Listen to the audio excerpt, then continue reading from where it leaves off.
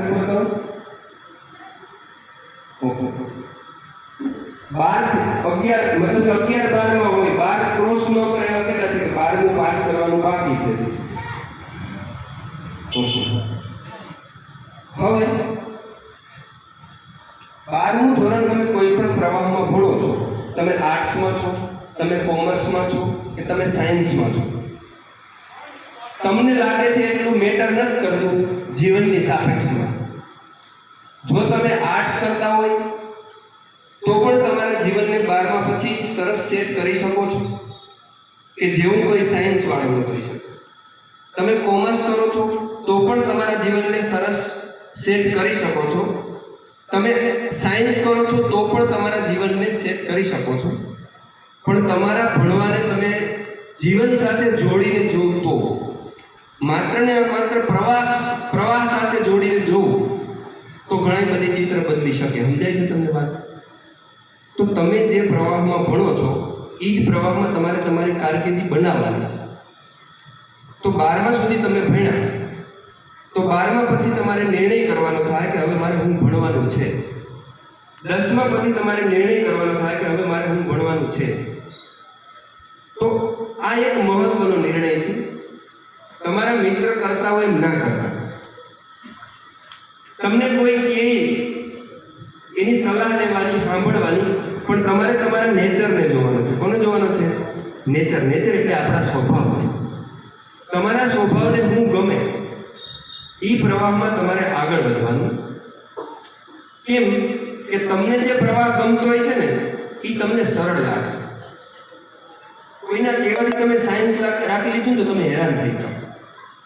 આ બહુ મહત્વની વાત છે. પણ તમને વિશ્વાસ હોવો જોઈએ કે હું જે પ્રવાહમાં જોડાઈશ ને એ પ્રવાહના ભૂકા કાઢી નાખે. સમજાય તમને? ભૂકા કાઢવાનો અર્થ એવો થાય કે સામાજિક વિજ્ઞાન છે તોય પૂરી કરી દે અને કેમિસ્ટ્રીની બુક હશે ને તોય પૂરી કરી દે. આ એક જ વાતની નીડ છે, પ્રવાહ મેટર નથી કરતો. સમજાય છે? તો મહત્વનો નિર્ણય એ છે કે તમને જેમાં મજા આવે, ભણવામાં તમને સરળ લાગે એ પ્રવાહને પસંદ કરો. કેટલા બધી ફિલ્ડ છે, બહુ મોટી વાત થઈ જાય, પણ તમે વ્યક્તિગત જાણી શકો એવા સક્ષમ છો કે 10મા પછી કયા કયા પ્રવાહ, કયા કયા અભ્યાસક્રમો ખુલે છે. તો 5-10 દિવસ એકદમ એમાં જ લેવાના કે ભાઈ આ ફિલ્ડ છે તો આ ફિલ્ડમાં હું છે. પછી નોકરી જે તમને 10મા પછી કે 12મા પછી અભ્યાસક્રમ કરી અને તમને જે નોકરી મળે છે તો એ નોકરી તમારા સ્વભાવને સુટેબલ છે કે નહીં આ પણ વિચારવું જોઈએ. આપણે જે વ્યવસાય કરતા હોય એ પૈસા આવે એટલે કરતા હોય, અને આપણે જે વ્યવસાય કરતા હોય અને આપણે ગમતો હોય ને પૈસા આવે, આ બહુ મોટી વાત છે. સમજાય? તો 10મું અને 12મા પછી તમારે જે ભણવાનું છે, અભ્યાસ કરવાનો છે, એમાં તમારો સ્વવિવેક બુદ્ધિ, તમારો સ્વભાવ, તમારાથી કેટલું થઈ શકે એમ છે, એમાં તમે શ્રેષ્ઠ કરી શકો છો. આના ઉપર તમારે હાલવાનું. અને પછી તમે નક્કી કરી અને ઘણા બધી લોકોના સલાહો લેવાની, સૂચનો લેવાના, એનો ઉપયોગ કરીને પછી તમારે આગળ વધવાનું. સ્પર્ધાત્મક પરીક્ષાની વાત કરું તો સાહેબે જેમ સેન્ટ્રલ ગવર્મેન્ટની વાત કરી, તો જ્યાં સુધી એક સ્ટુડન્ટ ભણે છે બાલવાટિકાથી કે બાલ મંદિરથી 12મા સુધી, ત્યાં સુધી આનો કોઈ ફરક જ નથી પડતો. બીકોઝ 12મા સુધીનો અભ્યાસ, મને તો એવું લાગે કે 10મા સુધી જો કોઈ વિદ્યાર્થી 10મા સુધી સરસ ભણી લે તો સ્પર્ધાત્મક પરીક્ષા એના માટે કચરો છે. જો તમે 10મા સુધી તમારા વિષયમાં સરસ થઈ જાઓ તો તમારી સ્પર્ધાત્મક પરીક્ષાની 50% 50%ની તૈયારી થઈ ગઈ. હવે તમે વિચાર કરો કે તમે અત્યારે ભણો છો, તમને જે સબ્જેક્ટ શીખવામાં આવે છે એ સબ્જેક્ટના પૈસા તમે ઓલરેડી પે કરો છો. સરકારી સ્કૂલમાં જાઓ છો તો તમે પૈસા નથી આપતા, પણ સરકાર શિક્ષકને તો પૈસા આપે ને, એ પૈસા આપણા ટેક્સના છે. એટલે પૈસા આપતા નથી, નહીં આપીએ છીએ આપણે. પૈસા નથી આપતા, સરકારીમાં જાય છે, ગ્રાન્ટિંગ એડમાં જાય છે, પણ સમય તો આપો છો ને. Time is more important than money. છે ને, પૈસાથી સમય નથી ખરીદી શકાતો. તો તમે ક્લાસરૂમમાં અડધી કલાક પસાર તો કરો છો કે નહીં? તો તમે કોઈ પણ સ્કૂલમાં ભણતા હોય, તમારે જે સબ્જેક્ટ આવે છે એમાંના દરેક સબ્જેક્ટ ઉપર તમારું ફોકસ હોય. એવું નહીં કે ગમે એ જ વિષયને કરો, ન ગમે એ વિષયને વાહે પડો. હું મારી વાત કરું તો મને ગણિત નથી આવડતું, ગણિત નથી આવડતું, પણ મેં નક્કી નથી કરી લીધું કે મને ગણિત નહીં આવડે. હું ગણિત શીખ્યા વગર મરીશ નહીં. એક્સિડન્ટ થઈ તો અલગ વાત છે, પણ મારી અંદર મેં એવો મેસેજ આપેલ છે કે હું ગણિત શીખીશ જ.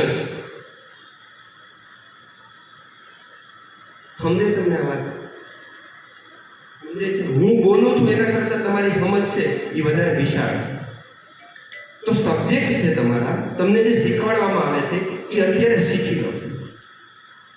એક વખત તમારો સ્ટડીનો ટાઈમ પૂરો થઈ ગયો એનો ખાસ સાંભળજો. તમને કોઈ કહે નહીં કે જા ભણ, કોઈ નહીં પૂછે કે જા ભણ. સમજે છે તમને? તો ભણતરનો સમય એટલો બધી કિંમતી છે કે એના પછી એ કિંમતી સમય પાછો આવતો નથી, અને લાવવા જાય તો એવો થતો નથી. તો એક ખાસ તમને વાત કહેવાની છે કે જ્યાં તમે ભણો છો, તમને ભણાવે છે ને એનો લાભ લો, એકદમ લાભ લો. નહીતર શું થાય?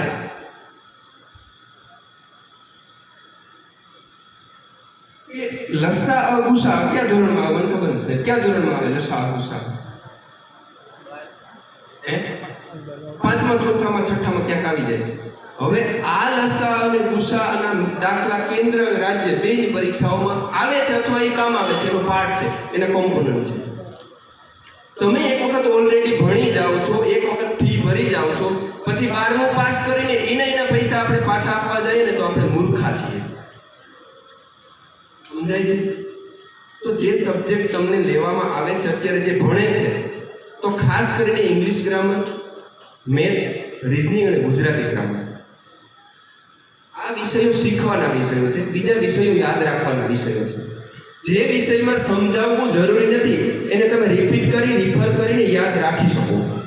પણ જે વિષયમાં શીખવાનું છે એમાં તમારી સામે તમારી સ્કૂલ છે, ત્યાં તમે શીખી શકો, પૂછી શકો કોઈ પણ. અને જે દિવસ તમને એવું લાગે કે મને આવડી ગયું, ત્યાંથી તમારું પૂરું થઈ જાય છે. તમને એવું લાગે કે આ વિષય મને આવડી ગયો, ત્યાંથી તમારું પૂરું થઈ જાય છે. આપણી વૃદ્ધિ અટકી જાય છે. ચલો, કયો એવો સબ્જેક્ટ છે કે જેમાં માણસ 360 ડિગ્રીમાં 100% નિષ્ણાંત હોય? બોલો. પોસિબલ છે? This is not possible. શક્ય નથી. તો દરેક ચીજ શીખીને મરી જાય ને કદાચ પાછા જન્મમાં બિલીવ કરીએ આપણે, તો પાછો જન્મ લો ને તો એ પૂરા ન થઈ સબ્જેક્ટ. એટલા સબ્જેક્ટ છે. પણ આપણે બધા સબ્જેક્ટ નથી કરવા. આપણે બધા સબ્જેક્ટ નથી કરવા. આપણે આપણા જીવન પૂરતા સબ્જેક્ટ તો કરી લેવાના છે કે નહીં? તો તમે જે ભણો છો ત્યાં પૂરેપૂરું ફોકસ કરો. ચલો, ગુજરાતી કેટલાને ફાવે? ગુજરાતી વ્યાકરણ ભાષા. હવે એ ક્યાં છે? હું પૂછવાનું કરો, એમાં ભેગું નથી. સ્વર વ્યંજન કેટલાને આવડે? અ આ ઈ. એમ નહીં, હાથ ઊંચો કરવા છે. એમ તો વિધાનસભામાં તો બધા બોલતા. સ્વર વ્યંજન કેટલાને આવડે? અ આ ઈ. લો,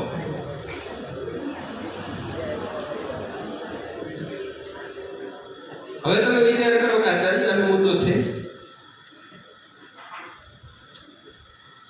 યા તો તમને સ્વર વ્યંજન આવડતા નથી, આવડે છે તો સ્પષ્ટ નથી, અને સ્પષ્ટ છે તો ક્યાંક તો અટકો છો. કેમ કે હું અહીંયા છે ભૂલાઈ જાય તો કોણ સ્વર વ્યંજન કટાકટી બોલી જાય?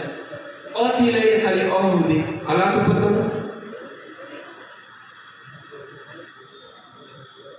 એટલે ત્યાંથી આગળ જોયું. એટલે કોઈ ચીજ આવડે ને એવું નથી. બધી ચીજો સતત શીખતું રહેવાનું હોય. હવે તમે સ્વર વ્યંજન ઉપર ફોકસ નથી કરતા ને ભાઈ, શા માટે?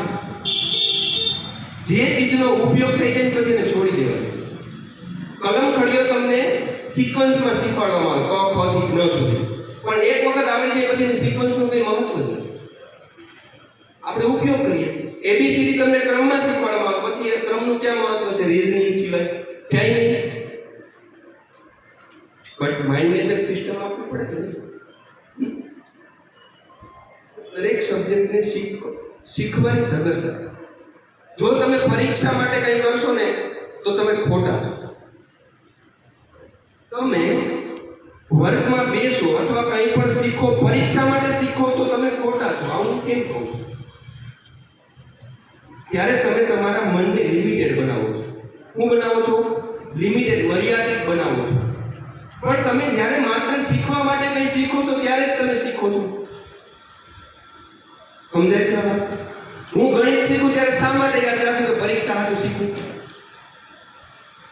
કેમ હું રસ્તો દાખલો કે આ મને કેમ ન આવડે? તો આખી આપણી જે સમસ્યા છે, આપણે પાસ નથી થતા, આપણે ભણવાની મજા નથી આવતી, આ આખી મેટર ગમવા અને ન ગમવાની મેટર છે. આપણે ફાંકા મારવા બેઠા હોય, બધાની વાતો જ કરવાની, 1 કલાક વહી જાય ખબર પડે. પણ આવા ભાષણબાજી અથવા તમને કોઈ સ્પીચ શીખવાડવામાં આવે તો 1 મિનિટ આમ થઈ જાય કે નહીં? તો જે વ્યક્તિને ભણવું ગમવા માંડે ને, વાત થઈ ગઈ પૂરી. તો મેઇન વાત છે કે ભણવામાં તમે રસને દાખવો. સરકારી કર્મચારી બનવું હોય, સરકારી ઓફિસર બનવું હોય, અથવા કેન્દ્ર સરકાર અથવા રાજ્ય સરકાર કોઈ પણ હોય, પણ એ બધાના પાયામાં તમારું ભણવાનું છે, એનાથી વિશેષ કંઈ છે નહીં. પ્રાકૃતિક સંખ્યા અને પૂર્ણ સંખ્યા. ગણિત નથી આવડતું એટલે હું શીખું છું એટલે કહું છું. પ્રાકૃતિક સંખ્યા અને પૂર્ણ સંખ્યા હું કોને કહું? એમ નહીં, હાથ ઉપર કરવાનું સ્પષ્ટ બોલો. ગુડ. હા, બોલો. પ્રાકૃતિક સંખ્યા 1 થી અનંત અને હોલ નંબર છે એટલે પૂર્ણ સંખ્યા 0 થી અનંત. પ્રાકૃતિક સંખ્યા 1 થી અનંત અને પૂર્ણ સંખ્યા 0 થી અનંત. શા માટે? વાય? પ્રાકૃતિક સંખ્યામાં 0 કેમ નથી? આનો જવાબ કોની પાસે છે? પૂર્ણ સંખ્યામાં 0 કેમ છે? તમને કોઈ પણ સબ્જેક્ટ શીખતી વખતે જો શા માટે નહીં ઉદ્ભવે ને તો તમે એને ગોખશો, તમે એને શીખશો નહીં. કોને ખબર છે? પ્રાકૃતિક સંખ્યા સાહેબ નહીં, હસવાની વાત નથી. મને નથી આવડતું, મેં તો એઆઈમાં જોયું, મને કીધું, બસ સિમ્પલ લોજિક છે. સમજાય છે? પણ એઆઈમાં જોવું એ પણ શીખવાની ધગશ છે કે નહીં? તો સાહેબને ખબર નથી એવું નથી, કોઈને ખબર નથી, કોઈ જવાબ જ નથી મને આજ દિવસ સુધી આપ્યો. તો એઆઈ સરસ ટૂલ છે શીખવા માટે. આ જ વાત હતી ખાલી. તો પ્રાકૃતિક સંખ્યા અને પૂર્ણ સંખ્યામાં એટલો જ ફેર છે.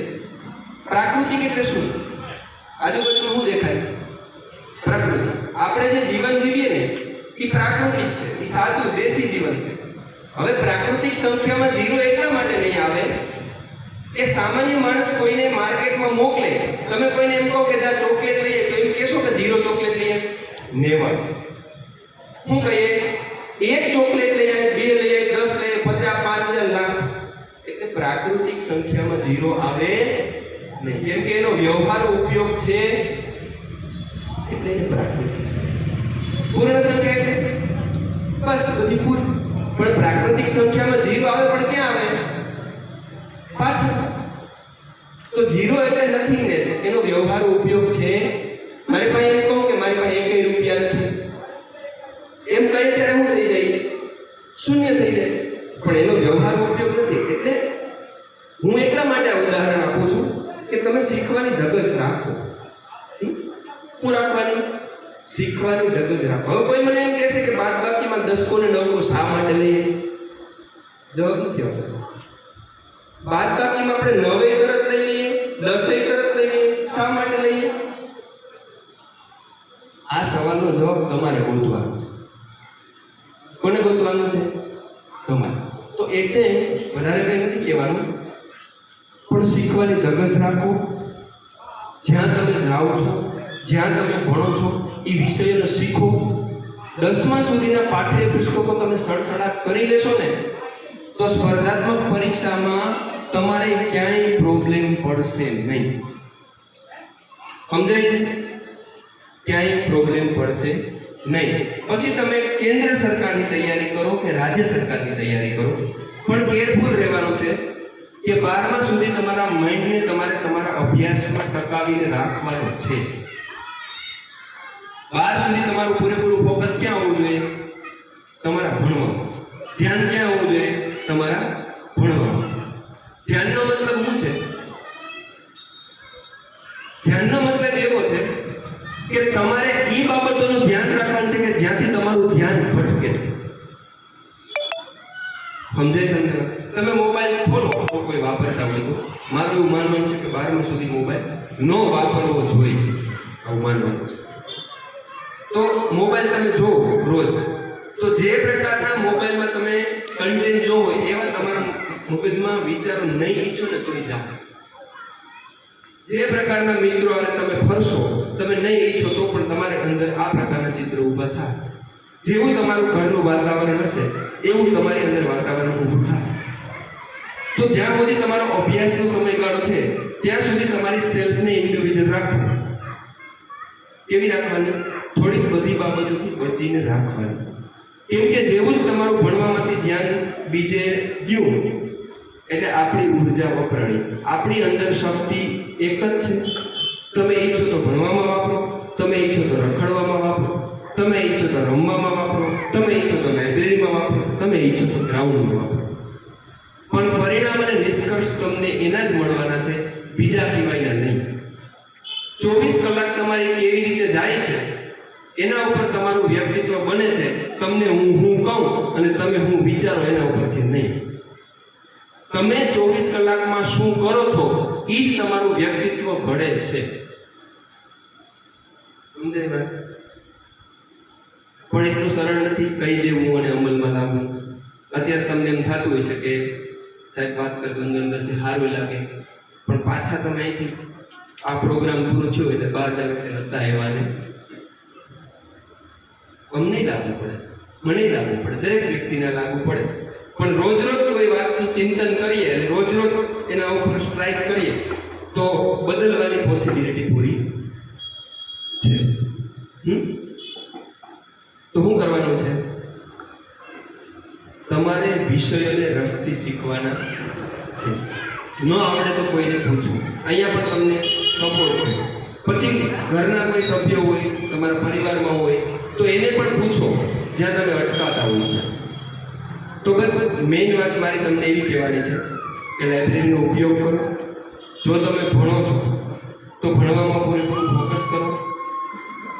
પછી કોઈ તમને ભણાવવા માટે નવરું હશે નહીં. તમે વલખા માણસો તોય તમને કોઈ સ્કૂલે મોકલવાનું છે નહીં. જે વ્યવસ્થિત નહીં ભણ્યો હોય જે વ્યક્તિ, એને પાછળના જીવનમાં એ યાદ આવવાનું છે, જેવું મને આજે યાદ આવે છે કે ત્યાં ગણિત શીખી લીધું તો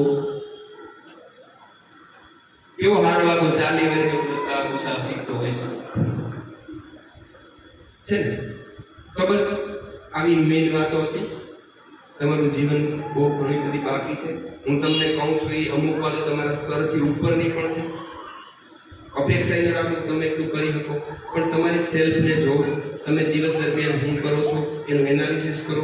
વાત તો ત્યાં સુધી આગળ વધે કે તમે હું વિચારો છો એનું એનાલિસિસ કરો. તો બસ મારા તરફથી તમને એટલું કહેવાનું હતું.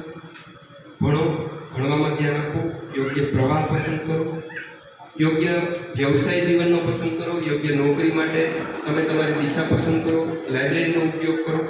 હવે તમારા તરફથી કોઈ સવાલ હોય તો કરો, અધરવાઇઝ હું મારી વાત પૂરી કરું છું. પીટીસી અને ગ્રેજ્યુએશન બે હારે થાય કે નહીં? પીટીસી અને ગ્રેજ્યુએશન મને ત્યાં સુધી ખ્યાલ છે સાહેબ કે એક એક્શનલ હોય અને એક રેગ્યુલર હોય, બે રેગ્યુલર ન થઈ શકે. એટલે આપણા ગીર સોમનાથ જિલ્લાની મુશ્કેલી એ છે કે ઇરેગ્યુલર છે ને એને એક્શનલ માનીએ છીએ. એટલે એવું કરીને બે રેગ્યુલર કોર્સ જોઈન નહીં કરવા. પીટીસી તમે રેગ્યુલર કરતા હોય તમારું ગ્રેજ્યુએશન ઓપન યુનિવર્સિટીમાં હોવું જોઈએ તો હાલ. બાકી તમે બે રેગ્યુલર કરો તો ડાઉટ નથી, કરી જ શકો, પણ બે રિઝલ્ટ ક્યાંય ભેગા આપો ને એટલે તમને કાઢી જ મૂકી, ક્યાંય ના રાખે કે ભાઈ તમે ક્યાં જતા ભણવા. હાજરી તો બે જગ્યાએ છે. એટલે બે કોર્સ હારે કરવા હોય તો એક કેવો હોય, એક્શનલ હોય, અને એક કેવો હોય, ઇરેગ્યુલર નહીં, કેવો, એક્શનલ. Good question.